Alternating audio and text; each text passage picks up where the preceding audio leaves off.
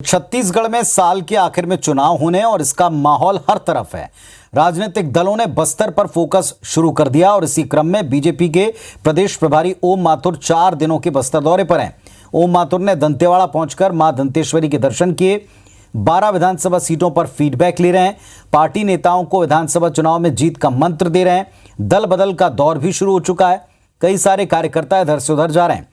बीजापुर में ओम माथुर के सामने कांग्रेस के 16, जेसीसीजे के 14 और 7 अन्य युवाओं ने बीजेपी का दामन थामा।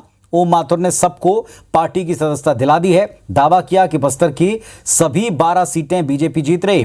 कहा कि प्रदेश सरकार की नाकामी और भ्रष्टाचार को लेकर बीजेपी चुनाव मैदान में उतरेगी और प्रदेश में कमल खिलेगा।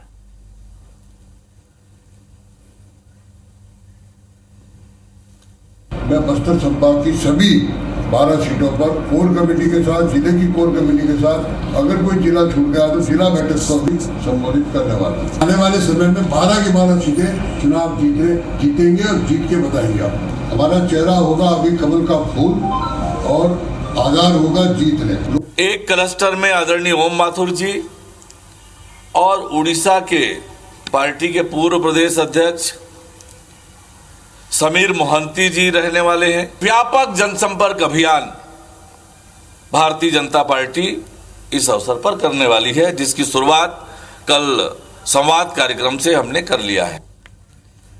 तो बीजेपी अपनी तैयारी में है, कांग्रेस अपनी तैयारी कर रही है। दावे दोनों तरफ से हैं। इस वक्त हम सीधे रुख करेंगे।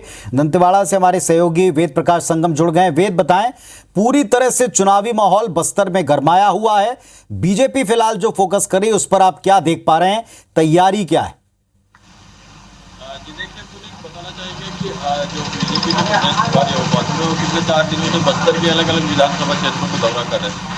यहाँ इन इलाकों में जाकर भी वो जनता की नब्ज टटोलने के साथ ही जो भाजपा के कार्यकर्ता उनसे मुलाकात कर ये जानने की कोशिश कर रहे हैं कि आखिरकार पिछले विधानसभा चुनाव में कहाँ चूक हुई जिसकी वजह से उन्हें बस्तर में से एक भी सीट नहीं मिली। तो माथुर का साफ तौर पर यह कहना था कि इस बार जो भाजपा है वो किसी चेहरे पर नहीं बल्कि कमल फूल के दम पर ही चुनाव लड़ेगी। हालांकि उन्होंने ये स्पष्ट अब तक नहीं किया कि प्रदेश में जो उनको मुख्यमंत्री का चेहरा होगा वो कौन होगा, लेकिन उन्होंने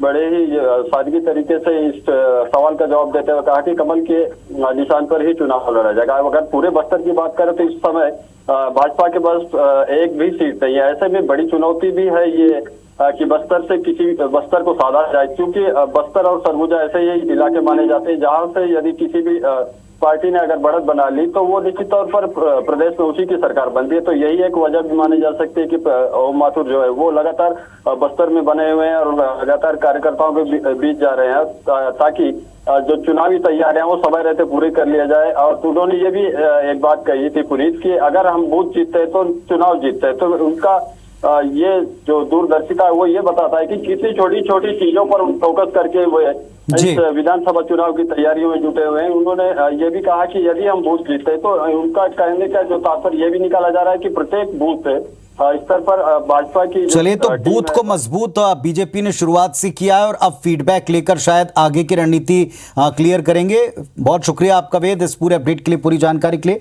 तो जैसा वेद हमको बता रहे हैं कि इस वक्त बीजेपी का पूरा फोकस बस्तर पर है कि अगर बस्तर ने वहां से सीटें दिला दी तो फिर सत्ता तक पहुंचना थोड़ा आसान होगा।